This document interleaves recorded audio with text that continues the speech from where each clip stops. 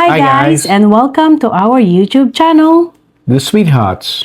And for this vlog, we are going to introduce who is Mr. Flavel and who is Mrs. Flavel. That way, you guys get to know us a little bit more deeper. And somebody did ask for our childhood, how we grew up and where we grew up and everything else. Yep. So, why don't you start? Where did you grow up? I grew up in Birmingham, in Hall Green, which is a little suburb of Birmingham, England. I was born in Birmingham. Slowly down. I grew up in Birmingham, England. I was born in Birmingham, Selly Oak Hospital. I grew up in the suburbs. What is a suburb? Suburb For people who is doesn't like understand. a province, basically, of the main city kind of thing. Basically, that it's not that rural. It's mostly like houses and stuff. Suburb is more of like a mountain view. Yeah, like the outskirts of a city. Yeah. Okay. And so everybody knows where I grew up. But I was actually born in Bataan, in Maraveles, Bataan, and I was baptized in Magdalena, Laguna. So, pinanganak ako sa Maraveles, Bataan, pero taga Laguna, Magdalena, Laguna kasi ang mami ko, biological mother, kaya doon ako pinabinyagan, I guess. So, what about you? You were not baptized. Oh, he's baptized later on in life. Yeah, I was baptized much later on in life. Yeah. So, but what would you say growing up? What is your religion? I was very religious. Like I would pray every night. Even though nobody told me to pray, I would pray every night. I still pray every night today. And mostly it's giving thanks for another day on the planet. But my parents, it's really strange because my parents did not force that upon me. I went to church twice, I think. One was when I was blessed. I thought I was baptized, but I was actually just blessed. Another time was when my dad, for whatever reason, wanted to drag us to church on Christmas Eve, and we all went to a local Baptist church. But I naturally found God myself, but I never really. But you were not in any like what do you call that? Religious group. Yeah, organized religion. I wasn't in any real organized religion. Yeah, we just. What happened when you were blessed? I barely remember it. I remember being in an old church with my sister, and there were crosses, and they gave us all a silver cross. I'm not really sure what happened to it. And was there any type of ceremony that happened? It was a ceremony, and I remember standing around like the water thing, and they're putting water on my head. But I guess he just blessed me, so I guess he just didn't say the right words, I guess in born again or in a Baptist religion, they call that dedication. Mm-hmm. So so para siyang nagkaroon ng dedication to welcome him into a Christian life. Pero parang buhos tubig, kumbaga kung taga Laguna ka, alam mo yung buhos tubig. Yun, parang ganun lang yun. Ako naman sa Magdalena, Laguna ako bininyagan. And most of your childhood, where did you grow up? I grew up in Hall Green, Birmingham. It's just like a suburb. Spent a lot of time in the country. My parents had a boat, and which was tied up, out on a canal, like a river, in the country. And we would spend a lot of time on the boat. So I spent a lot of time out in the country, just.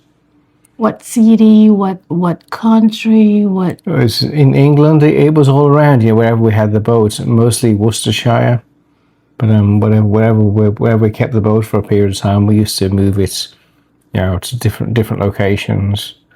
But mostly. Let's go back to where you were from, because they don't know that. I already know that. But give a little bit of a background where dad and mom came from. Dad came from Warwick. I believe his parents were servants at Warwick Castle, or his great grandparents were servants at Warwick Castle, and Mom came from Shirley, and that they met at a dance. They were learning to dance, and they eventually became yes. dancing teachers. Yes, his parents, magulang niya, dancer. But he, don't ask him to dance. Yeah, ganun ang dance niya. Chicken dance. Okay. Well, alam niyo naman guys na lumaki ako sa Magdalena, sorry, sa Mayantok. Pinanganak ako sa Maraveles, Bataan. Bininyagan ako sa Magdalena, Laguna. Pero alam ko 19 months old pa lang ako, nasa Mayantok na ako. And so dyan ako nag-elementary, hindi ako dyan nag-high school.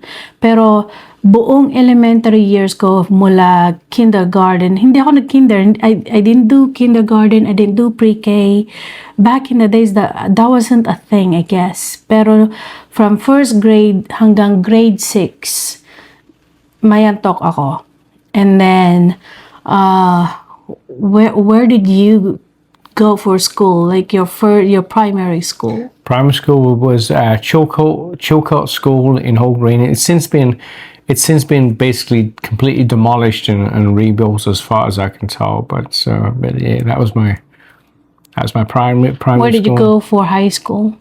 Hall Green School, which is the other end of town. Basically, they keep the primary school and the secondary school at opposite ends of the town. So I went to Hall Green School, which it's changed a little bit, I guess, but not. When you were going to school, did you like go ride a bike? Did you walk, or did you take public transportation, or did mom and dad take you? So over there, at least back then, it was public transportation. I believe you got a bus pass as a kid, basically, and you got on the public bus. The public bus was an absolute nightmare. It was packed full of kids. The driver could barely close the automatic door thing. You couldn't breathe. So you guys were like sardines? You know, sardines in a can.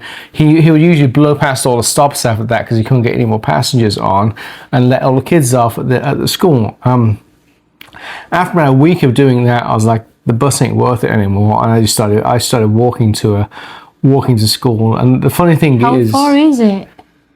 It was about 25 minutes. No, like if you were in Mayantok, let's say from our house to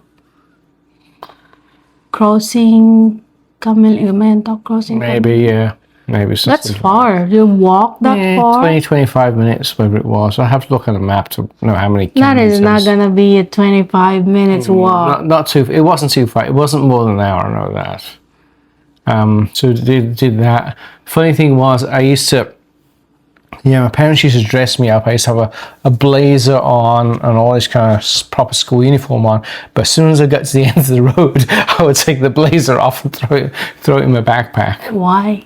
I didn't want to be the nerdy kid, wearing a blazer, and so I ended up being a nerdy kid anyway. But. Oh yeah, well, Philippines, in Mayantok public school, they only have that pure white shirt. Mm-hmm. And dark blue skirt for the female, but every morning only? No, every Monday. It's every Monday we have the Girl Scout. It's green and it's Girl Scout uniform. So that's where we grew up. That's where he went to school. For high school. Well, kasi nung nag-graduate na ako ng grade 6, I did not actually attend the graduation day or recognition rites is what they call it. I went to the US. So, March, April, May, I was taking like tutoring because I was, from the province, and, I have to learn English, proper English and all of that before the next school year starts in the US. But the good thing about it, Ang maganda doon is March 7, 1997, ako dumating sa US. And ongoing ang school doon. That was like a spring class, right? Spring break and everything. Ang summer break, ang bakasyon ng mga bata sa US is between June, July, and August, correct? So I had all that time, like March, April, May, June, July, August, to get into a routine and tutoring program. I had an amazing tutor. I can't remember her name, but she was really good. She's like a friend, and she did it like, you know, yung pag-tutor niya sa akin ay para kami nagkukwentuhan lang. It wasn't a very strict tutoring that, oh, you have to learn this, you have to learn that. It wasn't like that. So, I like that. So, sa US, after grade 6, that you actually enter into a middle school. So, hindi siya high school right away. In the Philippines, sweetheart, once you graduate 6th grade, you enter into the high school right away. But that was back in my days. Yeah. It's not that way anymore. They put the 7th and 8th grade now. So, yun. So, after that, I went to 7th and 8th grade, which is a middle school. They consider that middle school. And I went to a Catholic private school sa Florida. And I only spent 1 month lang akong nag-high school. After ako nag-graduate doon sa Catholic school, high school na. Yung 9, 10, 11, and 12, 4 years of your life dito sa US ay high school. And I call it the 9th to 12th grade. 1 month lang, I spent 1 month in astronaut high school. And then we went to Dubai. That was 1999, yes. 1999, we went to, September of 1999, we went to Dubai. So I barely made it to a 1 month period sa high school. So, birthday memories, I would say, let's talk about birthday memories. You go first. How was your birthday? Like, how did you and your mom and dad and Ruth, how did you guys celebrate birthdays? Is it like extravagant, like, you know, in the Philippines, when it's your first birthday, it's a big deal. Yeah. When it's your 7th birthday, it's a big deal. And when it's your 18th birthday for female, it's a big deal. But I don't think they do much when it comes to the 21st or anything. But it's mostly about that. But yeah. It wasn't really a big deal. You just get gifts. As a child, you get gifts, and then as you get older, obviously the gifts get smaller and smaller and smaller. The 21st birthday was a big deal, you know, where that was probably one of the last times all my relatives were together, and we had a big party and cake and food. And Why was it a big deal? Why was 21st a big deal? the 21st birthday is something special in England. I'll have to look it up. But it's basically you're kind of an adult at that point. That's kind of where it kind of crosses into adulthood. I think I'd just become a pilot at the time as well. I probably just got my license back around then, so it was a big deal. It's kind of like a double celebration at that point. So 21st is a big deal over there. I think it's when you basically become an adult and you have essentially all your rights. You can drink and do all the other things you want to do, you know. So.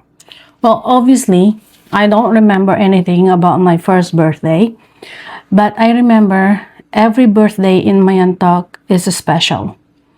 I would have a classroom celebration where we would have food for all of the students and teachers, all of the teachers actually. It's not just my teacher. Lahat ng teachers sa school, magkakaroon sila ng may food, may pakain. And after school, which is usually like 4 p.m. in the afternoon, everybody will come to the house and there's this big celebration. There's 2 cakes and there's the lechon and there's always this mascot, Cindy's. Yes,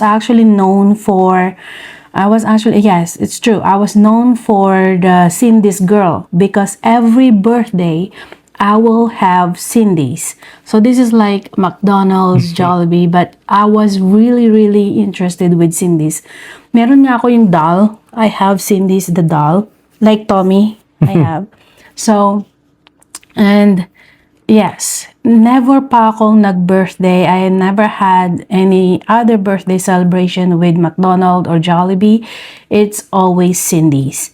And yes, so I remember that. Those are my core memories, and I love it because I did not feel that there's anything missing in my life. So hindi nyo pa alam, if you don't know, I grew up with Mama and Papa in Mayantok. But si Mama and si Papa, hindi ko sila magulang. They're not my parents. Si Mama, tita siya ni Dad ng biological father ko, ng tunay kong ama. She's the aunt of my biological father. And of course, married to Papa. And when my parents decided to go to Saudi Arabia and work there, and my mom is Saudi Arabia, my dad is in Qatar. My dad decided to leave us. There's 3 children, 3 biological children, in Mayantok, because of course that's where he grew up. That's the family. But eventually, yung dalawa kong kuya, my 2 brothers, they went with my mom, and they lived in part of their life, childhood life, they were in Laguna before they joined my stepdad and my mom in Saudi Arabia. But I stayed in Mayantok. I did not want to go with them. I did not know who they are. I didn't want to recognize them as my parents, as my family. I want only to be with my mama and papa because naramdaman ko the love and the support and the true unconditional love that they didn't have to take care of me. You know, hindi naman nila ako talaga kailangan alagaan, pero inalagaan nila ako. And all the teachers in Mayantok, and even everyone that are really born in Mayantok, knows who I am and who Mama and Papa are. So, yun, napakahalaga sa akin yung mga memories na yun because they made sure that I am whole, regardless of how my family background is. Kahit na broken family, I never felt that I had a broken family growing up. Later on, siguro mga when I was in 4th grade, 5th, 6th, because that's when you already have kind of a little bit of maturing kind of thing na nare-realize mo that, hey, I don't have my mom, I don't have my dad, where's my brothers? So, dun ko nare-realize na nagsusulat, and then the call was a payphone back then, you know, you have to call long distance, and you have to do like, no, what do you call that? Typing numbers forever. No, the free calling. Collect. No, when you call somebody, they pay for it. Collect calling. Collect call, yeah. That's it was like that. Collect call. So yun, ganun ang buhay na that's who I am. So I know that a lot of people believe that Mama and Papa are my true parents because I never really talked about the reality. Pero may mga iba naman because people know who my father is in Mayantok, of course, because he grew up there. And yun. So let's talk about the important people in our childhood. I just started. I just told you, It's Mama and Papa. I did not have anyone else growing up kasi I'm a homebody. Wala akong barkada. I didn't have a group of friends that we would go. Because even though you're like, you know, a kid in the Philippines, you can have a group of friends and you would go to the town plaza and play there and just sit around. I wasn't like that. I was just school, home, home. Especially because Mama is a teacher, you know. So the important people in my life is Mama and Papa. Or not just in my childhood life, throughout my whole life. So they're the important people that's why it was hard when Papa passed away, and that's why I want to make sure that while my Mama is alive, I am there and we have memories together. I don't want to like I'm all the way here in the US and I will just come home when she passed away. Pagpatay na siya, saka lang ako uuwi. That's not what I want. So gusto ko, I'm glad that my husband, Mr. Flavel, is able to understand that this is what I want, this is what I need, that we create memories together with Mama, give her a good life, because she gave me a good life. Regardless of what my parents say, I had a good life. I wouldn't be who I am today if it's not for how they brought me up. How about you, sweetheart? You're about to cry. Yeah. Very touchy subject and the most important people in my life because I lost both of them.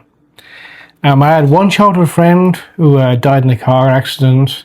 The strange thing is he was very into cars, and I see that in someone else I have in my life right now. But yeah, there was this old story from when we were in school where he fell down in a race. I went back to help him, and I carried him across the finish line.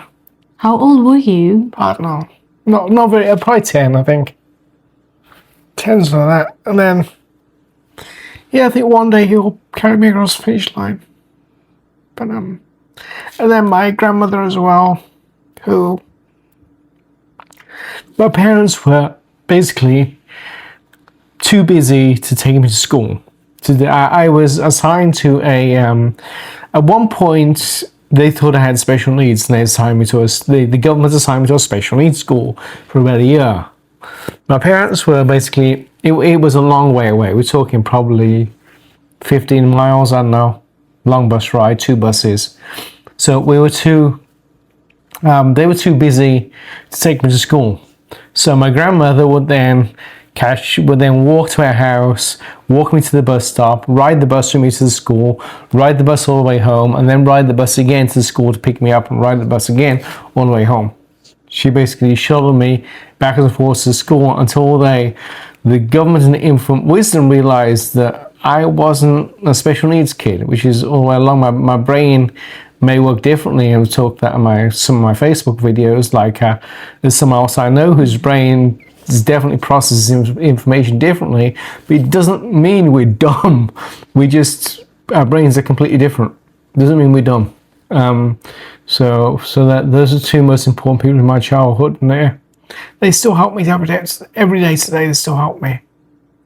Well, yes, because yung mga tao, the people that are important in our life or a part of our developing stage of life, no matter where they are now, they will always have that special spot in our heart. And when things go bad or when things don't go as we expect it to be, we always go back to our moments with that person. Like, when we were starting out, you know this, when we were starting out, I always tell him that Papa always told me, marriage is not, it's not a game. That if you feel like it's not working out, if you feel like there's problem, you don't just turn your back. You have to work it out. You have to understand. You have to meet in the middle. And I always tell him that you know, I learned it from Papa that you have to make sure that when you enter into a marriage, you are ready. So that's why, and of course, in the house, in household chores and everything, nakita ko yung paglilinis ni Mama, how Mama cleans, how Mama do things. And I guess that is the reason why I have this OCD is what they call it. Well, certain things have to be in a certain spot because lumaki ako na malinis ang paligid ko. Lumaki ako na malinis ang bahay na hindi makalat. I was allowed to play. Okay? Naglalaro ako. Siyempre, I'm a kid. But, tinuruan ako na pagkatapos dapat marunong ka after you play, learn how to clean up after yourself and put where they belong. That way, when you want to play again, you know exactly where they are. You know, you don't have to depend on people who's gonna tell you where things are. So, ganun yun. One of the best childhood memories I have is every time there's school testing, Papa and I would have an agreement that if I make a perfect score in every subject, we would go somewhere. So we could go to SM. There was no SM back then, but there was this big shop in Tarlac where you can buy toys and you can just shop around, walk around and eat. And minsan, ang lagi naming usapan or ang lagi naming agreement is we'll go and eat in Cindy's. That's just in Camiling. Or we'll go and go to Tarlac and I will get to buy one toy or something like that. Yun yung best memories ko kasi they don't push me to do good in school. They don't push me that I have to have an honor or a medal, but they encourage me to do well in school. Does that make sense? So, yeah. So, ganun yung gusto ko din gawin when time comes. What about you? What's your best childhood memories? I would say, few and far between.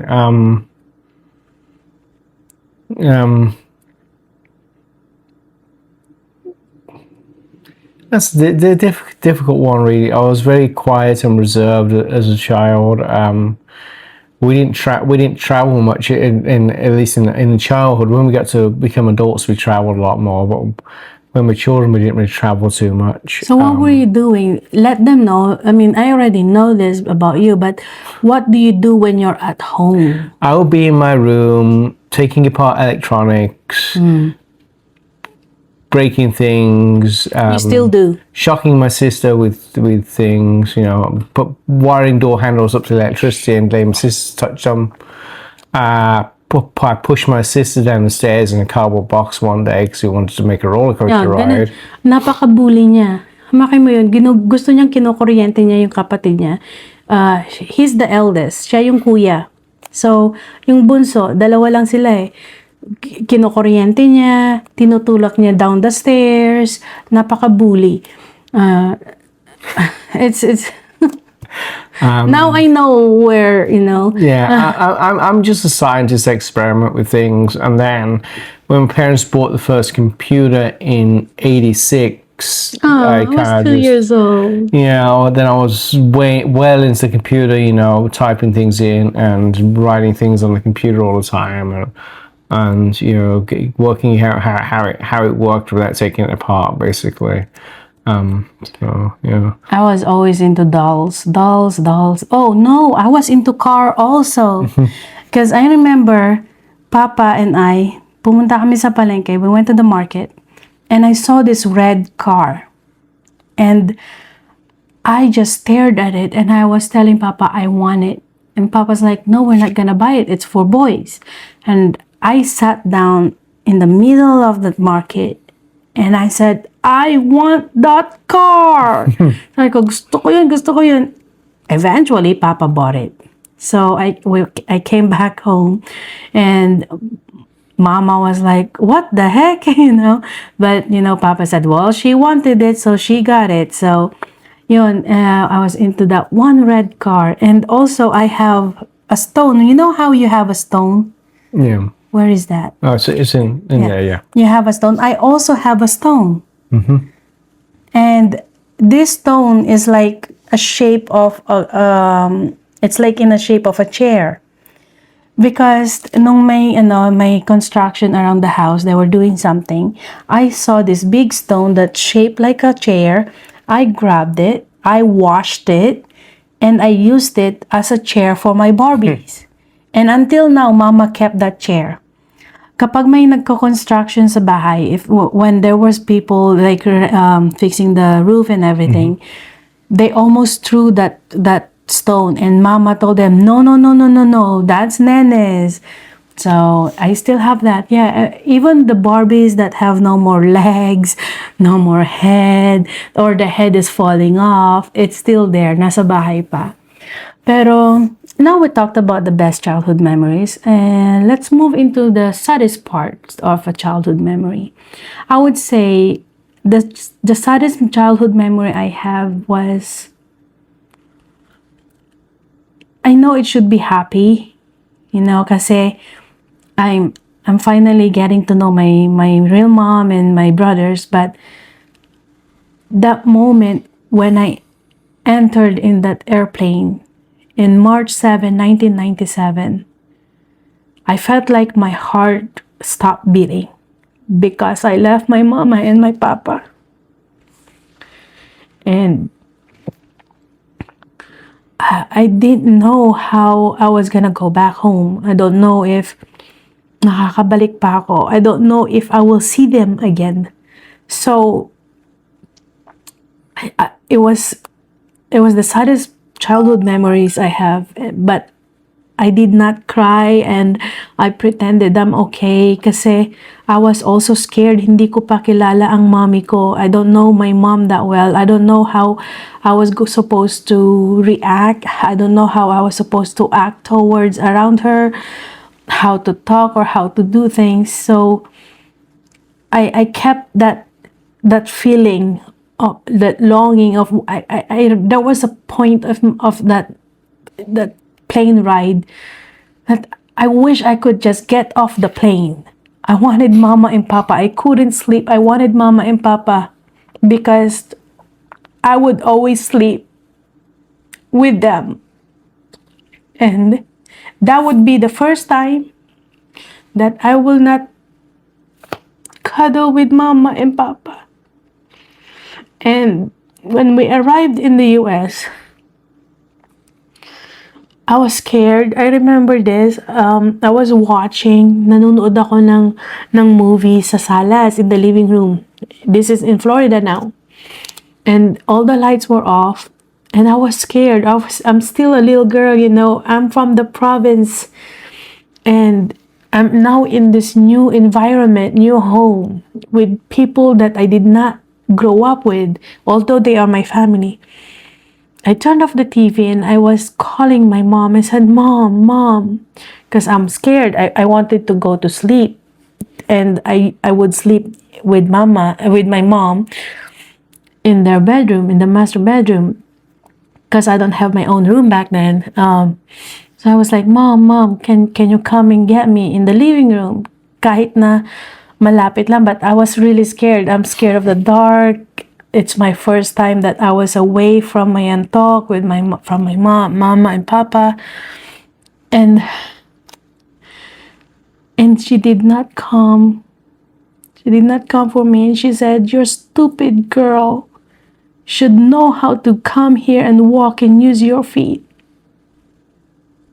I remember that night.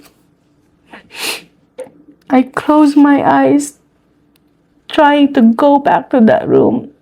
And then nung nakarating na ako sa kama, I got in bed, I just cuddled and cried silently. I was missing Mama and Papa so much. What about you? I think a few things. I think when my dad lost his mother, I remember that day, you know. I was very young. And there was a phone call. 8 o'clock in the morning. It was the old-fashioned ways. We had to walk down here and answer the phone. And he had said a few words. And they came back and he was just crying in the bedroom. Where was Grandma? I think what happened was she had cancer and she was in a nursing home for a very short period of time. And it was, I have to check next time I see the gravestone. I think it was like the day before her birthday. It was like her birthday is October 9th and it was like October 8th. Oh. So, she didn't make it. And then at the time, you know, I was in, when I was in school, we went away for summer break. We came back and 3 of our classmates were gone. And there was an accident down in the south of England, and a truck pulled out in front of them. And the only survivor was Dad. I think he had 3 girls, 2 of them were twins that were in my class, and there was one younger or older one, and his wife. All of them got taken out. He was the only survivor of the car crash. And And it wasn't there like some kind of discussion whether he intentionally did it or something? I don't really know anything about that. I remember the memorial service and planting a tree, and there was news crews there taking our pictures and everything else. I think it was just a very, very tragic accident back then. But losing two of your classmates over the summer, it's just the thing is there wasn't any trace. It's when you lose somebody, you expect to have some kind of closure, but there wasn't. Yeah. It's like they were just there a few weeks ago and they're gone, and there was no. As a class, there was no closure. It was just like there was something missing. It was, it was terrible for be so young and have that kind of introduction that two lives that you knew can be just wiped off and just disappear. It's like a one being set to a zero in a computer. It's just they're gone. It's like what happened here? It's a lot for a young brain to process. It's very, very sad introduction. Basically, introduction to death. It's very sad. I think it's easier as you get older. You can process these things. But even still, I think if someone just disappears, you can't really process that ever. No, You never get a chance to say goodbye. Even when you get a chance to say goodbye, it's just because death, it means you can never see that person again. Yeah. You cannot hear their voice again. So there's no way you can prepare for that, and there's no way there's ever going to be a closure, regardless. And so that was a little bit heavy there. Okay. Yeah. To be fair, I'm. They're still with us, some of them. I still talk to them for advice. We all do. I know I do a lot. So anyway, so let's end this with a little bit lighter. Let's just say, so what's your childhood hobbies aside from breaking things? And si Ranico to eh. Instead of mekaniko, si Ranico. Pero aside from breaking things and kutikot of other things, when you were a child, what do you like to do? It was electronics, so there was be messing around with electronic stuff. So it still is like that. Yeah, There is my uncle Paul would work for the phone company, so sometimes he would just bring junk in, and I would just take it and mess around with it. And my parents were running a business from their house as well, so there was lots of electronic gadgets and things in the garage that I could take out and mess around with and do crazy things with. I was always trying to work out how things worked and then make it better somehow.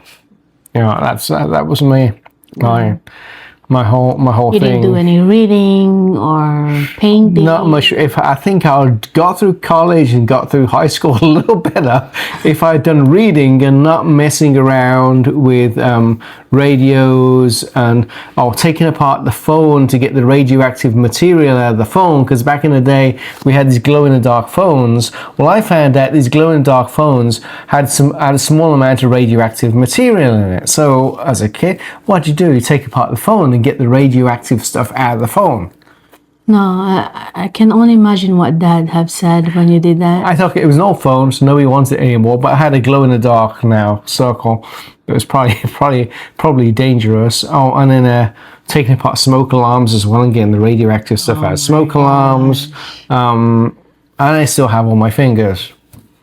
Well, as a child, what did I like? Well, there's this comic book, Archie.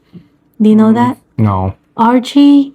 So also the Betsy. Yung mga non yun, hilig ko, tsaka sa songbook. There's this, you would go to the market, they have this little songbook, and it's the lyrics to all the songs, the current trending songs. So yun, that's what I would always read the lyrics. There was no karaoke back then, you know. So you would just have that yung songbook tapos kakanta ka lang. So the new generations now probably don't have a clue what that is. So anyways, if you have watched this video up to this point, thank you for sticking around and getting to know us. Don't forget to Like, share, and subscribe. Thank you. Thank you.